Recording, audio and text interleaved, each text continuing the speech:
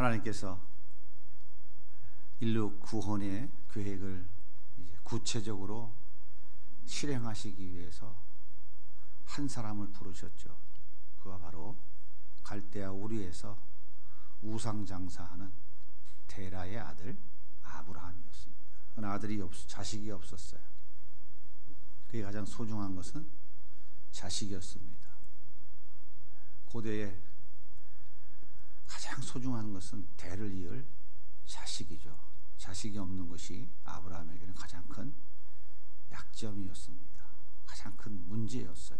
그런데 하나님이라고 하는 여호라고 하는 신이 나타나서 내가 너에게 지시한 땅으로 가라. 그리하면 내가 너에게 큰 민족을 이룰 수 있도록 축복해 주겠다. 또 내가 너에게 땅을 주겠다. 그렇게 약속하셨어요. 우리가 그 곡절 끝에 아브라함은 아버지 데라가 죽은 이후에 가나안 땅에 들어왔습니다. 그렇게 아브라함은 창세기 12장 1절에 보면 하나님 말씀을 따라 가나안 땅에 들어왔어요. 창세기 12장 1절에 하나님은 다시금 약속합니다. 내가 너에게 복 주겠다. 너로 하여금 큰 민족을 이루게 하겠다.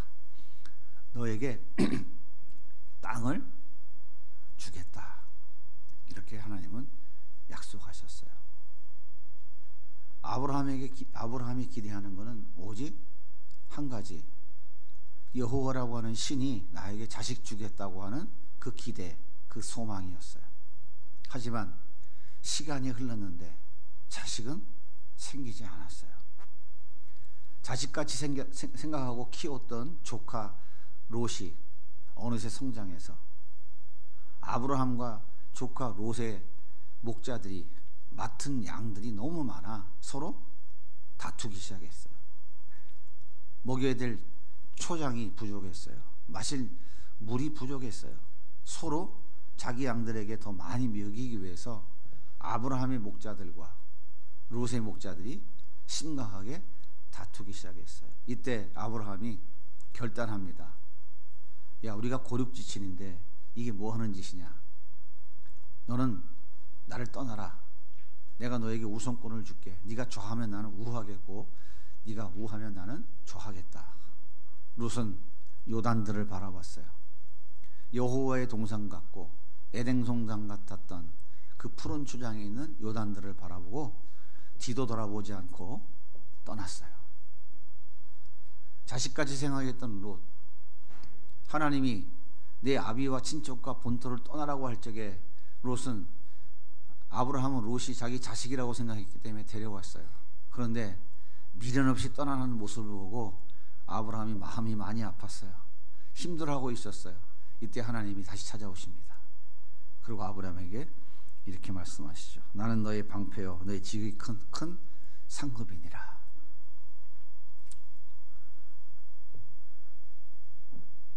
창세기 13장 16절에 보면 내가 네 자손이 땅에 티끌 같게 하리니 사람의 땅에 티끌을 능히 쓸 수 있을진데 내 자손도 쓰리라. 너는 일어나 그 땅을 종과 행으로 두루다녀보라. 내가 그것을 내게 주리라. 이 아브라함이 장막을 옮겨 헤브론에 있는 마문의 상수리 숲에 그르러 거주하며 거기서 여호와를 위하여 제단을 쌓았더라.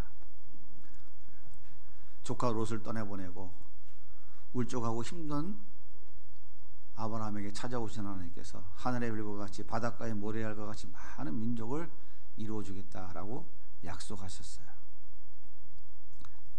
하지만 시간이 또 흘렀습니다. 하나님은 여전히 자식을 허락하지 않으셨어요. 소돔에 살고 있던 조카 롯이 소돔의 5개국 연합군에 의하여 잡혀갔고 그의 모든 처자식들과 재물도 다 잡혀갔다는 소식을 듣고 아브라함은 집에서 길리온 병사 318명을 데리고 달려가서 롯을 구출해 주었어요. 오랜만에 조카 롯을 만났죠. 그리고 헤어졌는데 마음이 얼마나 헛헛했겠어요. 이때 하나님이 세 번째 나타나셔서 말씀하십니다. 창세기 15장 1절에 여호와의 말씀이 환상 중에 아브라함에게 임하여 이르시되 아브라함아 두려워하지 말라. 나는 내 방패요 너의 지극히 큰 상급이니라. 하나님 말씀을 들은 아브라함이 은근히 부해가 났어요.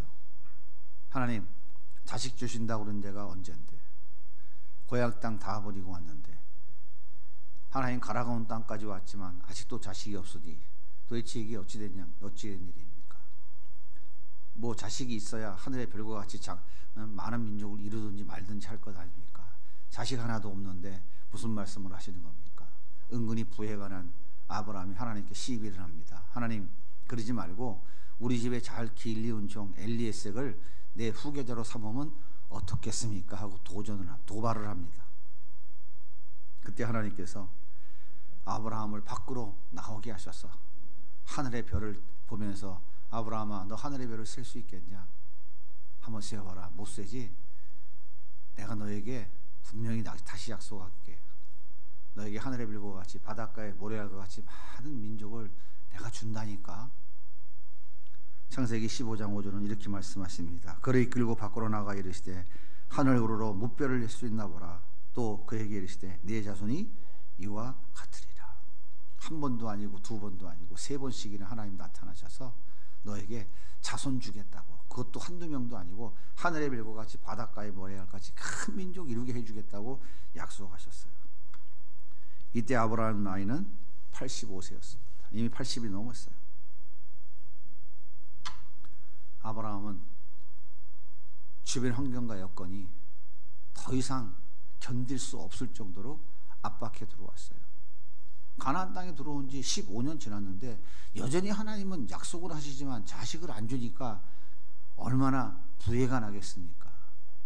얼마나 조급하겠어요. 85세에 자식을 어떻게 낳겠습니까? 힘들잖아요. 왜 하나님은 그렇게 약속해 놓고 빨리 응답해 주지 않으실까? 여러분들도 때때로 하나님께 기도할 때 하나님께서 응답해 주시겠다고 약속하셨지만 그 응답이 속히 이루어지지 않고, 응답의 확신은 있지만 시간만 줄줄 흘러가는 그런 경험들 해보셨습니까? 해보셨어요? 안 해보셨어요? 해봤어요? 네. 다행스럽네요. 그래서 경험했을 때 어떻게 했어요? 네? 승질났어요? 때려쳐버렸어요? 치아뿌라 했어요? 예? 됐다마 치아라. 아마 한두 번쯤 이런 경험을 안 하신 분들이 없을 겁니다. 생각해 보세요. 70에 가나안 땅 들어왔는데 85세가 되도록 하나님은 계속 약속만 하고 자식을 안 주는 거예요. 어떻게 견디겠습니까? 15년 세월이 흘렀는데. 답답한 얘기죠. 이렇게 응답이 늦어질 때 우리는 어떻게 해야 될까요?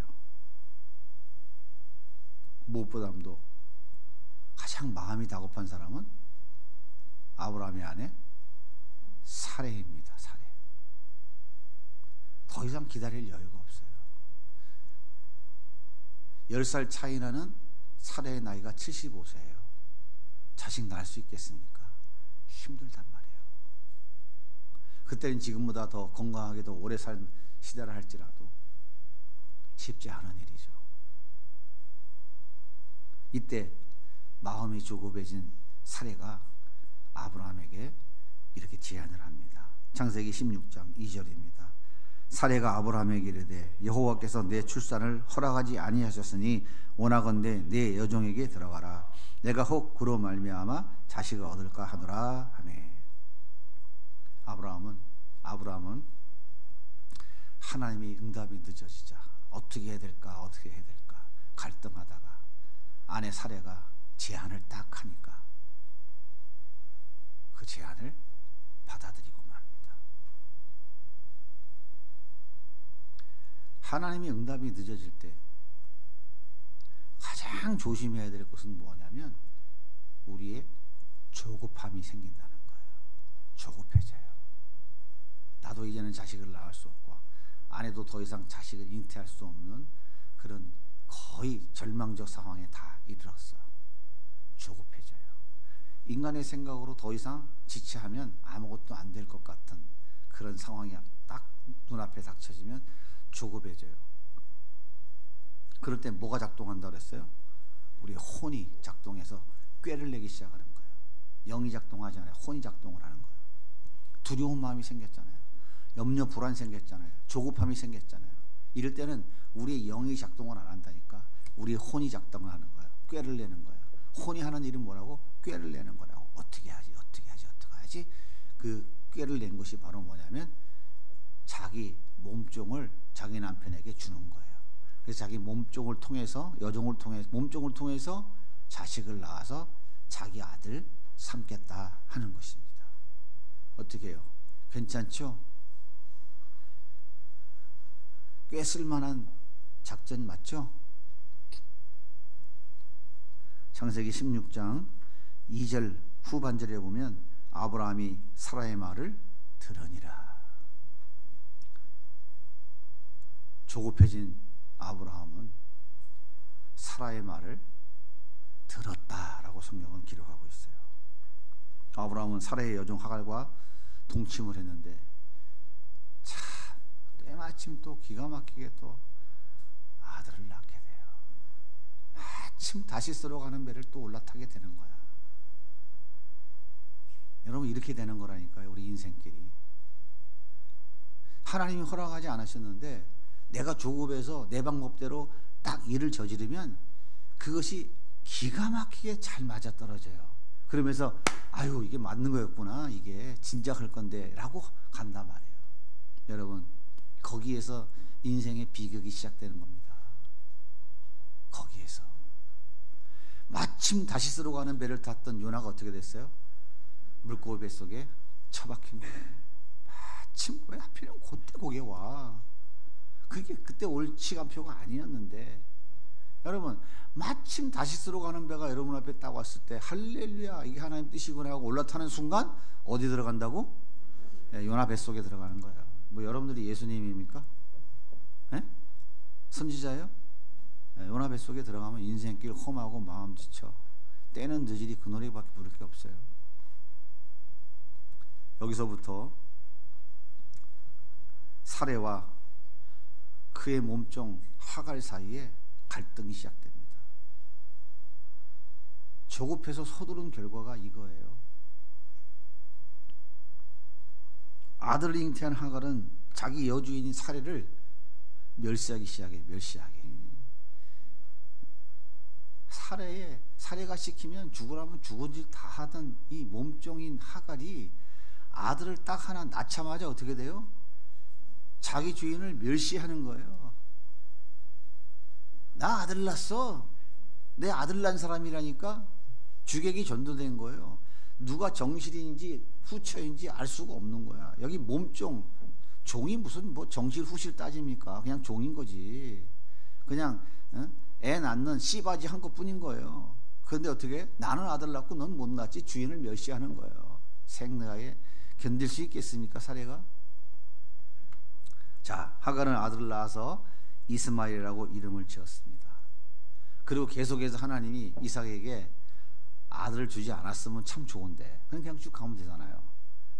아니 14년 후에 아브라함 나이 99세에 하나님 찾아오셔서 내년에 아들이 있을 것이라 그러는 거야. 아니 생각을 해봐요. 경수가 다 끊어졌고 남자 구실 못하는데 내 나이 100살 아내 나이 90살 무슨 자식을 낳아요. 근데 하나님이 그 불가능한 상황 속에서 아들 이삭을 낳게 하신 거예요. 몇 살 차이나? 15살. 정확하게 15살 차이 나는 거죠. 자, 아들을 낳은 몸종 하갈과 주인 사레가 갈등을 했는데 이제 주인 사레가 아들을 낳았으니 어떻게 돼? 전세가 역전될 수밖에 없죠. 이건 뭐 창조 질서니까 역전될 수밖에 없죠. 그러니까 이번에는 사레가 하갈을 어떻게 하겠어? 멸시하죠. 멸시해. 자, 형이 동생하고 놀다가 좀 투덕투덕 거릴 수 있죠. 우리 지우도 보니까 놀다가 승질 나니까 지훈이 밀어버리더만. 근데 이것을 봤어. 사레가 참을 수 있겠어요? 못 참죠. 참으면 이상한 거지. 아니 감히 누가 내가 90살에 낳은 아들 이거 감히 건드려?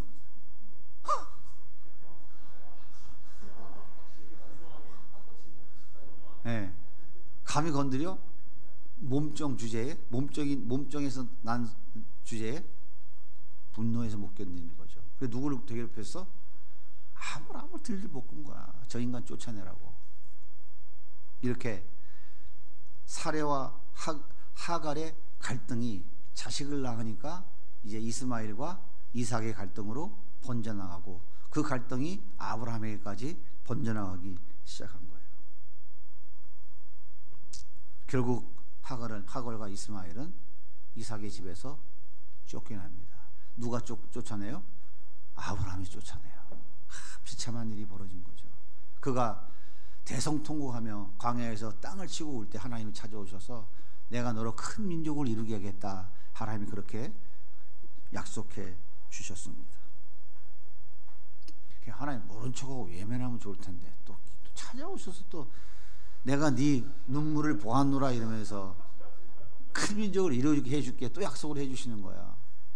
하나님 약속하시면 어떻게 돼요? 약속대로 이루어진다고요. 여러분 잘 들으세요. 이게 웃으는 얘기를 하는 게 아니에요. 그죠? 웃으며 얘기하지만 하나님이 약속하신 대로 이스마엘의 후손들은 아라비아 반도를 중심으로 왕성하게 번창해서 오늘날의 아랍권 민족을 이룬 거예요. AD 70년 로마의 티토 장군이 예루살렘을 함령하고 성을 다 무너뜨려 버렸어요. 이때 이스라엘 민족은 세계 방방곳곳으로 다 흩어져 버리고 나라를 잃어버리고 맙니다. AD 7세기에 이스마엘의 후손들 중에서 어떤 종자가 나타나요? 아주 유명한 무슬림 알라가 나타나요. 알라가 왕성하게 모슬렘들이 일어나서 예루살렘을 점령해 버립니다.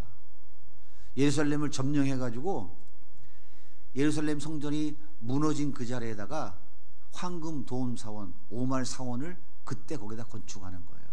여러분 예루살렘 성전터가 바로 구약 성경의 모리아산이에요. 모리아산. 거기에 이삭을 번제로 드렸던 그 자리가 바로 성전터라고요. 그것이 티토 장군에 의해서 무너졌을 때 7세기 모슬렘 교도들이 예루살렘을 점령하고 그것에 성전을 졌어요. 황금 돈사원. 그게 지금도 이스라엘 땅에 가면 있잖아요. 그들이 뭐라고 말하는 줄 알아요? 아브라함의 아들 장자 이스마엘이 여기에서 하나님께 바쳐진 곳이다 라고 얘기해. 지금도. 왜? 그들 족보로는 누가 장자예요? 이스마엘이 장자거든. 근데 유대인들은 무슨 소리? 이삭이 여기에 이삭이 하나님께 바쳐졌던 장소다 이런 거예요. 그래 목숨 걸고 싸워야 돼, 안 싸워야 돼? 지금도 싸우잖아요. 싸움이 어디서부터 시작됐는지 아시겠어요? 이게 무슨 역사 속에 한 토막 재미있는 무슨 뭐 드라마 같이 느껴져요? 누가 서둘러 가지고? 아브라함이. 그 조급함, 불안, 염려에 넘어져 가지고 하나님이 원하지 않는 방법을 따라 행동함으로 인하여 나타난 이 결과가 4000년 유구한 역사 속에 오늘도 저들은 지금 싸우고 있는 거예요.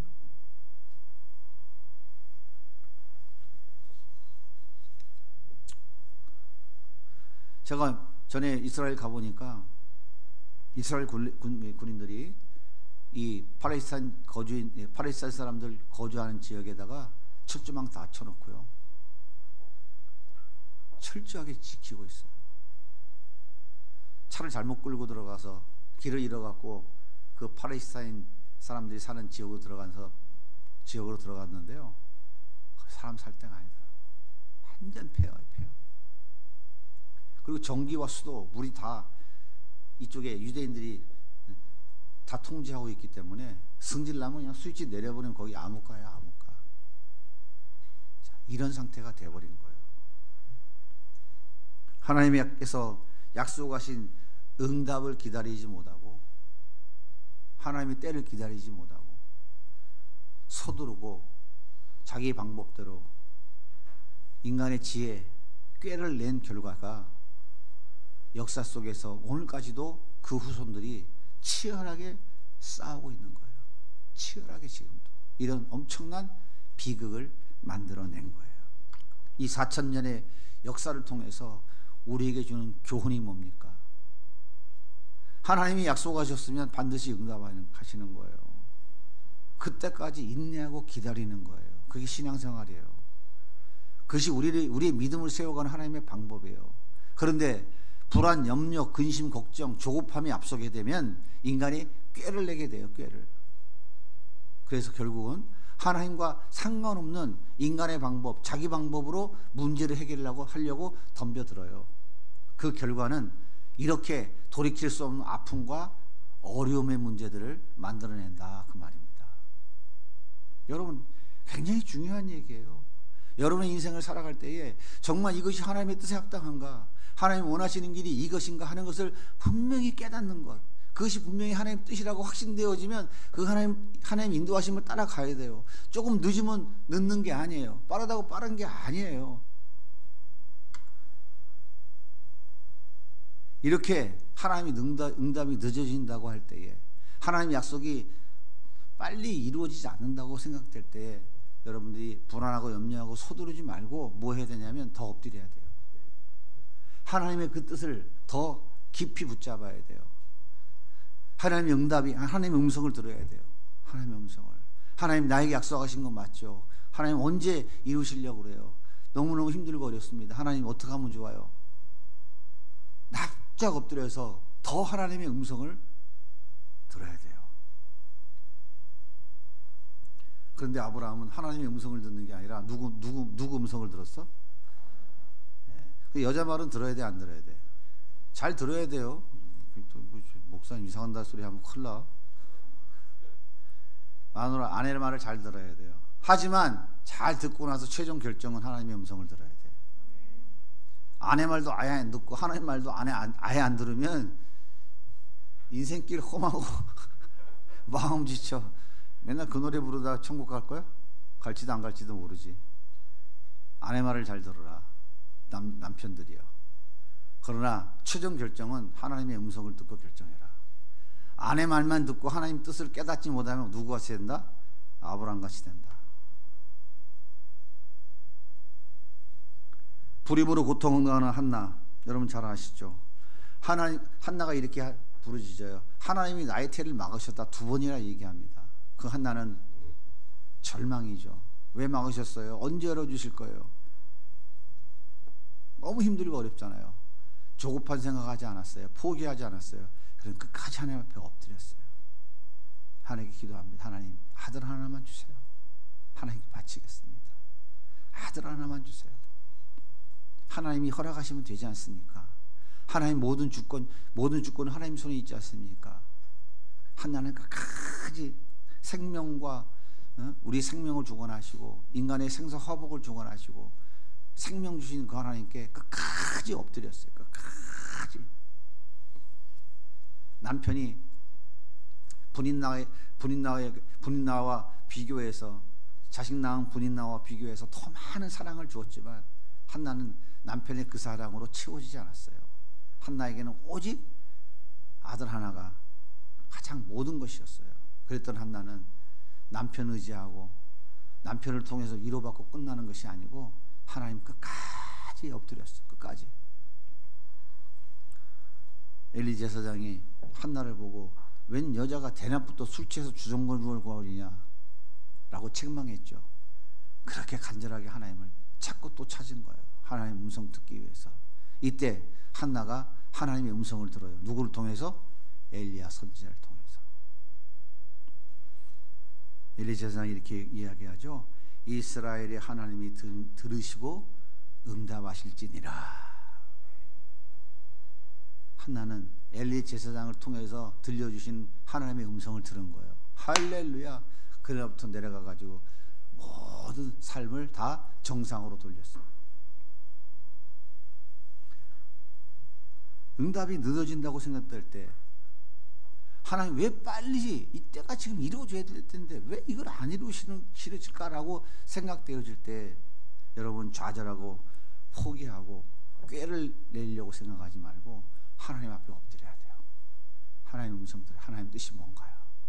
늦어지는 하나님의 뜻이 뭔가요? 좀 가르쳐 주세요. 하나님의 음성을 들어야 돼요. 서두르면 다 망가집니다.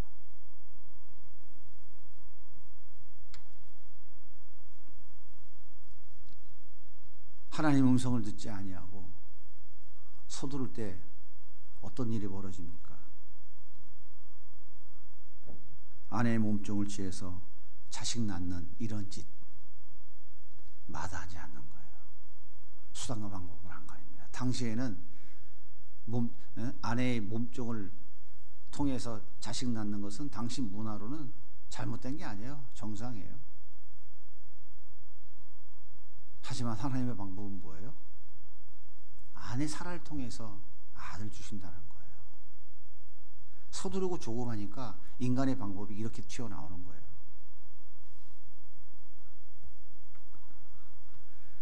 우리 그리스도인들의 삶에서 가장 중요한 기초가 뭐냐면 목적은 수단을 정당화하지 못한다는 거예요. 목적이 선하기 때문에 수단은 방법은 악해도 된다? 그건 하나님이 원하시는 게 아니에요. 목적이 하나님의 뜻과 부합하다면 그 수단도 그 방법도 하나님의 뜻에 합당한 것이어야 되는 거예요. 아들을 낳아서 하나님의 뜻을 이루기 원했다면 그 수단과 방법도 어떻게 해야 돼요? 하나님이 원하시는 방법이어야 된다 그 말이에요. 예수님은 겟세마네 동산에서 땀방울이 핏방울 되도록 보일 정도로 하나님께 엎드려 기도하며 하나님 뜻을 물었죠. 하나님, 아버지가 준비하신 인류 대속의 방법은 이 십자가 외에 다른 방법이 없나요? 할 수만 있다면 이 잔을 좀 피하면 좋겠습니다. 하지만 내 뜻대로 마시고 아버지의 뜻대로 하시옵소서. 이게 우리 그리스도인의 가장 기본적인 자세여야 돼요. 우리 내 뜻대로 안 하면 어떻게 해요? 내 뜻대로 안 되면 하나님의 뜻을 깨달았는데 그 하나님의 뜻이 이루어지는 방법은 누구 뜻대로? 누구 방법대로? 내가 원하는 방법대로. 내가 원하는 때에 이루어지는 걸 원하잖아요. 그래 안 그래요? 그게 다 문제를 일으키는 거예요. 하나님의 뜻이라면 그 뜻을 이루는 때도 하나님이 정하는 거예요. 그 뜻을 이루는 방법도 하나님이 하시는 거라고요. 목적이 선해도 우리 수단과 방법이 악하면 하나님 기뻐하지 않으신다. 급하다고 해서 내 속에 내 좋은 대로 방법 동원하면 안 됩니다. 급하다고 해서 남들이 다 하는 방법 동원해서는 안 됩니다. 아무리 급해도 하나님 백성의 본분을 잃어버려서는 안 돼요.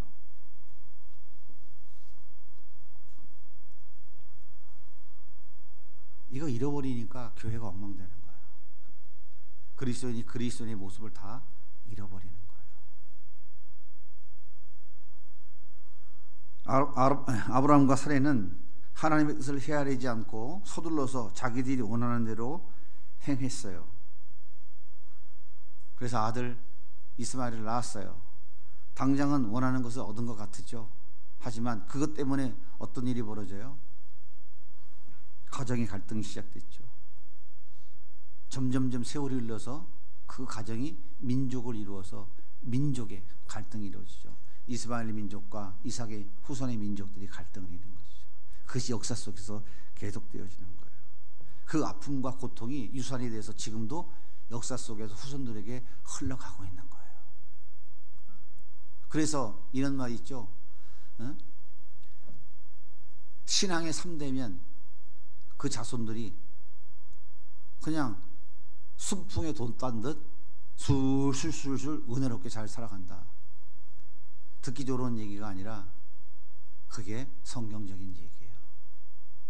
할아버지 할머니 때부터 아버지 자식 때까지 계속해서 3대 4대가 기도하고 그 신앙의 본을 따라서 계속적으로 모문을 모이는 그러한 삶을 살아가면 그 자손들이 계속해서 그걸 보고 따라가고 하면 신앙 3대 4대 하나님 은혜가 없겠어요? 넘치죠. 언더우드가 한국 땅에 들어와 선교하다 죽었죠. 그의 2세, 3세, 4세들이 아버지 본을 받아서 그대로 한국에서 지금도 이 땅의 이민족을 위해서 헌신하고 있잖아요. 얼마나 멋있습니까? 3, 4대가 바른 신앙으로 잘 유지가 되면 그 나머지는 더 하나님의 그 뜻을 따라 살아가는 귀중한 가문으로, 민족으로 세워지는 거예요. 근데 이것이 끊어져 버리면 어떻게 돼요? 끝나는 거예요. 그러니까 신명기 6장에 뭐라 그래요? 네가 하나님을 사랑하고 율법을 잘 지키고 나서 그 다음에 어떻게 하라고? 네 자손들에게 그렇게 가르치라고 그러는 거예요. 계속 가르쳐야 돼요. 어떻게 가르쳐? 말로 가르치는 게 아니라 삶으로, 삶의 모습으로 가르치는 거예요. 여러분, 어미개가 지 아들한테 넌 왜 자꾸 옆으로 기다니냐 그러니까 아들개가 뭐라 그래요? 엄마가 그렇게 가르쳐준 대로 가는 거 그러잖아. 엄마가 언제 그랬어? 엄마가 한번 해봐. 엄마가 어떻게? 옆으로 가잖아. 그거 봐. 내가 옆으로 가냐? 나 엄마 따라 하는 거야. 지는 옆으로 가면서 넌 왜 옆으로 가냐고 똑바로 가라 그러잖아. 웃기는 얘기 같으죠? 바로 그거예요. 아빠는 장로가 맨날 술 먹고 뭐 담배 피우고 뭐 할지 못할지 다 하고 다니는데 왜 나한테는 왜 그걸 강조해? 이거하고 똑같은 거라니까. 말은 안 해서 그렇지. 그거라니까요.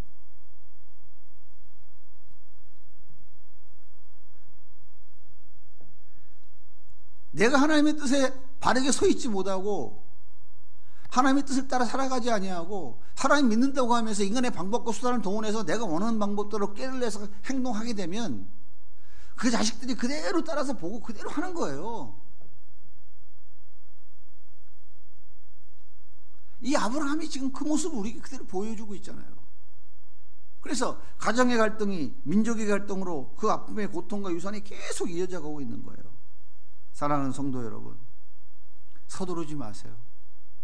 하나님의 뜻이 속히 이루어지지 않는다고 왜 이렇게 하나님의 응답이 더디냐, 왜 하나님은 나만 왜 응답 안 해주고 왜 하나님 나만 이렇게 힘들게 하시느냐라고 하는 생각이 드실 때, 그때가 바로 하나님 앞에 무릎 꿇을 때예요. 하나님 왜 그런가요? 문제가 뭔가요? 그것을 물어야 될 때라고요. 그럼 거의 대부분 하나님 뭐라고 대답하실까? 경험자는 말한다. 안 해봤어요? 경험? 안 해봤어요? 왜 응답이 자꾸 늦어져요? 왜 빨리 안 이루어주세요? 하나님 그때 뭐라고 말씀하실 것 같아요? 네? 대답하기 싫어요? 경험도 안 해봤어요? 그럼 내가 얘기해야지 뭐. 너 때문에 그래. 그게 답이요. 너 세우려고, 너 바르게 세우려고, 너 신앙인으로 세우려고, 너 믿음의 사람으로 세우려고, 너 때문에 빨리 응답 안 하는 거예요. 그게 답이요. 아브라함이 바로 그랬어. 그래서 100세에 불가능한 상황에서 자식 나니까 그때 뭐야, 하나님 내가 생각하는 분하고 좀 다른 거네.